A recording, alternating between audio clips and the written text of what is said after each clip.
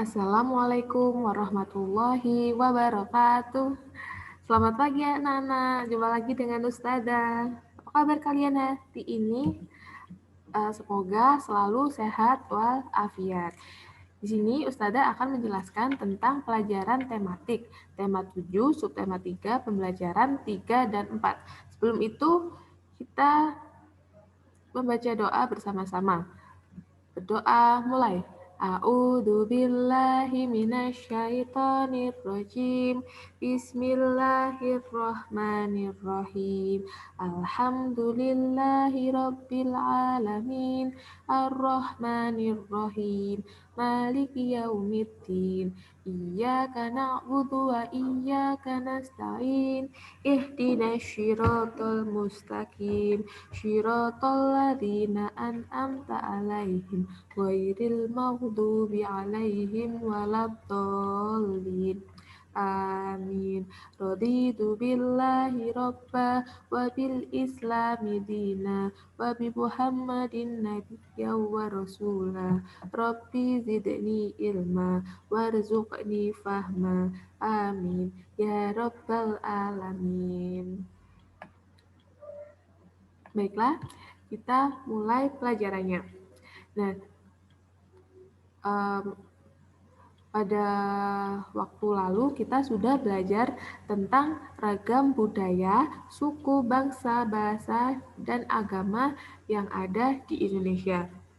Selain itu, ada juga lagi keberagaman, yaitu dalam bidang ekonomi. Mari kita belajari ya bersama-sama. Kita buka buku tema 7, subtema 3, pembelajaran 3 dan 4, halaman 109. Kita baca teks dengan judul Keragaman Ekonomi di Indonesia 1. Aktivitas ekonomi terdiri atas 3 bagian, yaitu produksi, distribusi, dan konsumsi. Aktivitas ekonomi penduduk Indonesia disesuaikan dengan kondisi wilayah Indonesia.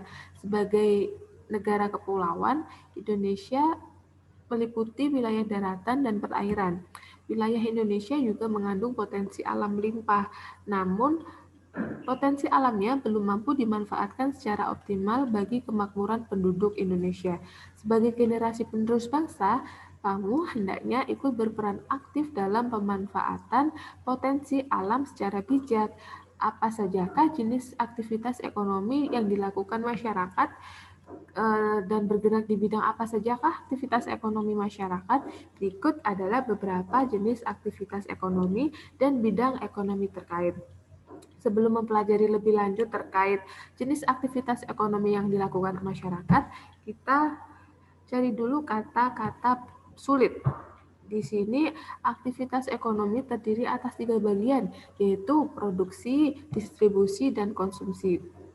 Kira-kira apa yang dimaksud dengan produksi? Produksi adalah kegiatan yang dilakukan untuk membuat barang maupun jasa. Sedangkan distribusi adalah kegiatan yang dilakukan untuk menyalurkan barang dan jasa. Dan yang terakhir ada konsumsi, adalah orang yang mengkonsumsi barang dan jasa. Orang yang mengkonsumsi itu biasa disebut dengan konsumen. Oke, selanjutnya. Jenis aktivitas ekonomi. Yang pertama ada bidang pertanian, yang kedua ada bidang peternakan, yang ketiga ada bidang perikanan, dan yang terakhir ada bidang perhutanan. Nah, dari keempat ini, aktivitas ekonomi disebut juga aktivitas di bidang agraris.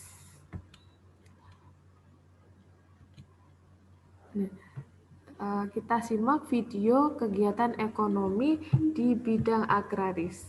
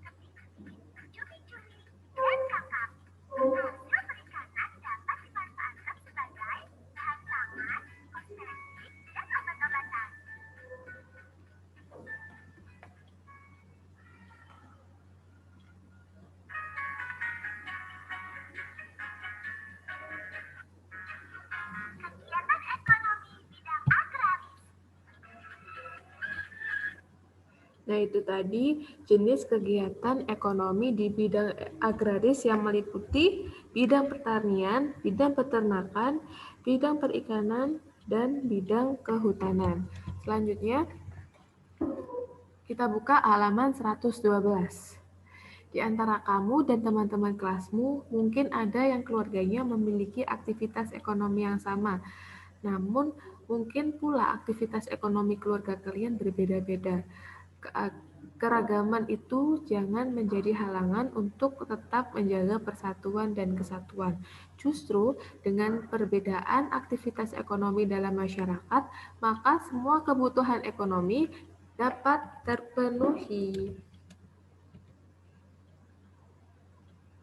Oke, sekarang kita buka halaman 113. Arti penting memahami keragaman dalam masyarakat Indonesia. Keragaman masyarakat Indonesia hendaknya kita pahami bersama sebagai kelebihan bangsa Indonesia yang bisa memperkaya khasanah budaya nasional. Kita harus bisa menerima keragaman dalam masyarakat dengan bijaksana, dan kita hendaknya bisa menjadikan keragaman yang ada sebagai alat untuk mempererat persatuan dan kesatuan Negara Kesatuan Republik Indonesia. Kurang memahami keragaman dalam masyarakat Indonesia dapat menimbulkan dampak negatif bagi NKRI. Beberapa dampak negatif tidak adanya pemahaman atas keragaman dalam masyarakat Indonesia. Nah, dampak negatif tidak adanya pemahaman atas keragaman. Yang pertama, adanya terjadinya konflik, baik konflik ras, konflik antar suku, maupun konflik antar agama. Yang kedua adalah perpecahan disintegrasi bangsa. Perpecahan ini bisa terjadi karena terdapat konflik sosial dalam kehidupan masyarakat, baik karena perbedaan ekonomi, status sosial, ras, suku, agama, dan hasil kebudayaan. Yang ketiga adalah memandang masyarakat dan kebudayaan sendiri lebih baik. Sikap ini dapat mendorong terjadinya konflik antar kelompok. Yang keempat adalah semangat nasionalisme yang terlalu berlebihan sehingga menganggap rendah bangsa lain. Yang selanjutnya adalah mempersulit pemerintah dalam menetapkan kebijakan pembangunan. Dan yang keenam adalah menghambat usaha pembangunan dan pemerataan sarana maupun prasarana. Yang terakhir adanya kurangnya partisipasi masyarakat dalam pembangunan. Selain itu, banyak bentuk tindakan yang mencerminkan sikap toleran dalam keragaman yaitu antara lain menghargai perbedaan dalam masyarakat, baik perbedaan suku, agama, ras, budaya, maupun golongan. Yang kedua adalah hidup berdampingan secara damai dengan orang lain. Dan yang ketiga dan yang terakhir adalah berinteraksi dengan baik tanpa ada sekat perbedaan suku, agama, ras, budaya, dan golongan. Terus selanjutnya, kita buka halaman 114. Ini adalah beberapa sikap yang hendaknya kita hindari, seperti memaksakan kehendak kepada orang lain, acuh tak acuh, dan tidak peduli terhadap lingkungan sekitar. Menonjolkan suku, agama, ras, golongan, dan budaya tertentu. Dan yang selanjutnya mementingkan suku bangsa sendiri. Dan yang selanjutnya adalah cenderung memaksakan kehendak dan berani menempuh tindakan melanggar norma untuk mencapai tujuan. Dan yang terakhir adalah mencari keuntungan diri sendiri, mementingkan diri sendiri daripada kesejahteraan orang lain. Nah, tadi kita sudah belajar tentang jenis aktivitas ekonomi di bidang agraris, dan selanjutnya kita akan mempelajari aktivitas ekonomi di bidang non-agraris. Yang pertama ada bidang pertambangan, yang kedua bidang industri, yang ketiga ada bidang perdagangan, dan yang terakhir ada bidang jasa. Untuk penjelasannya kita simak video berikut ini.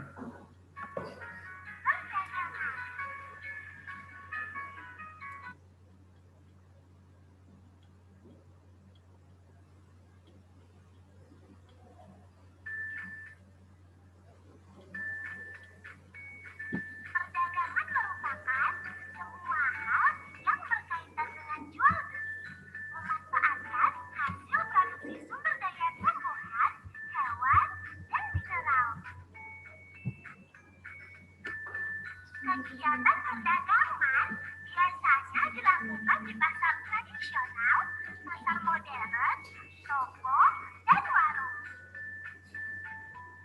Contoh barang yang diperdagangkan antara lain hasil pertanian, perkebunan, perhutanan, peternakan, perikanan, pertambangan, dan industri. Hasil perdagangan dimanfaatkan untuk memenuhi kebutuhan hidup masyarakat.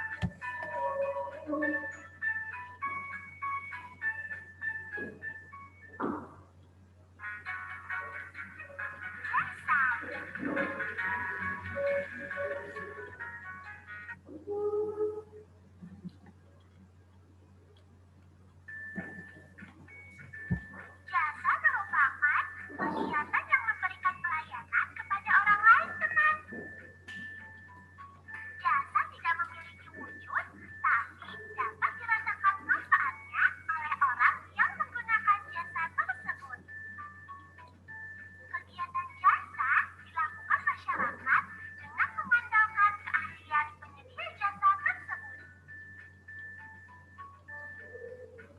Contoh pekerjaan di bidang jasa antara lain dokter, perawat, polisi, guru, dan tukang cukur rambut. Hasil jasa dimanfaatkan untuk memenuhi kebutuhan hidup masyarakat.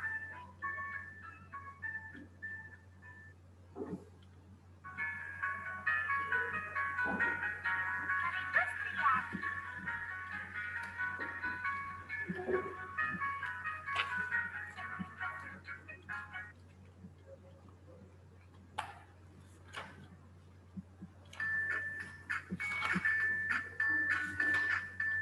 Perindustrian adalah kegiatan mengolah bahan mentah menjadi barang setelah jadi atau barang jadi. Bahan mentah yang dimanfaatkan dalam perindustrian dapat berupa sumber daya alam tumbuhan, hewan, maupun hasil tambang. Yang kalian lihat saat ini adalah industri yang memanfaatkan kulit hewan untuk dijadikan berbagai macam produk, mulai dari tas hingga wayang kulit. Contoh hasil kegiatan perindustrian yang lain adalah mebel, furnitur, olahan makanan, kosmetik, serta berbagai peralatan dari bahan besi dan baja.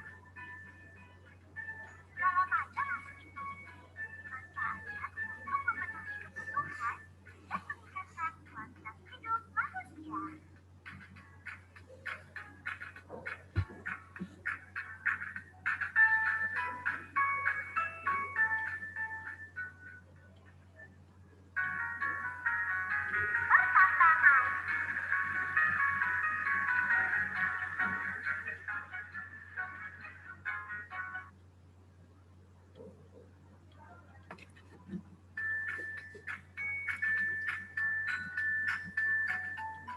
Pertambangan. Pertambangan adalah usaha untuk mengambil kandungan mineral yang berguna bagi kesejahteraan manusia. Kegiatan ekonomi ini dilakukan oleh masyarakat dengan memanfaatkan sumber daya alam hasil tambang yang ada di laut maupun di darat. Yang sedang kalian lihat saat ini adalah kegiatan pertambangan pasir. Kegiatan pertambangan pasir biasanya berada di dekat gunung berapi aktif yang secara berkala mengeluarkan pasir karena letusannya. Contoh hasil kegiatan pertambangan yang lain adalah aluminium, kapur, tembaga, dan batu bara. Hasil tambang dapat digunakan untuk membuat perabotan rumah tangga, bahan bangunan, atau bahan baku industri.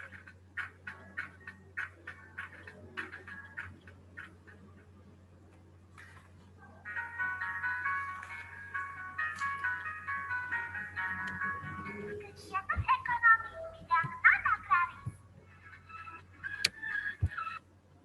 Nah, itu tadi jenis kegiatan ekonomi di bidang non-agraris yang terdiri atas bidang pertambangan, bidang industri, bidang perdagangan, bidang jasa.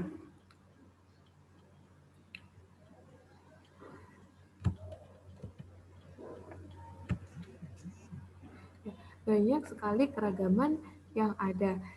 Apa yang harus kita lakukan? Kita harus saling menghormati dan mengembangkan sikap toleran. Kenapa? Karena kita terdiri atas ragam suku dan ras yang pada dasarnya merupakan satu bangsa, yaitu bangsa Indonesia. Jadi kita harus bersikap toleransi meskipun jenis perekonomian yang kita miliki berbeda dengan teman yang lainnya. Sikap toleran dalam keragaman ditunjukkan dalam bentuk perilaku kepada siapapun tanpa membedakan suku maupun ras. Selain itu, kita senantiasa menghargai dan menghormati harkat dan martabat setiap manusia dengan mengembangkan semangat persatuan dan menjunjung tinggi nilai-nilai kemanusiaan dalam pergaulan sehari-hari. Kita harus menerima perbedaan yang ada di sekitar kita. Baik, itu saja penjelasan dari Ustazah pada pagi hari ini. Semoga ilmu yang dapat kita pelajari hari ini bermanfaat bagi semua. Terima kasih. Cukup sekian materi hari ini. Kita akhiri dengan bacaan Alhamdulillah. Alhamdulillahirabbil alamin. Sekian, wassalamualaikum warahmatullahi wabarakatuh.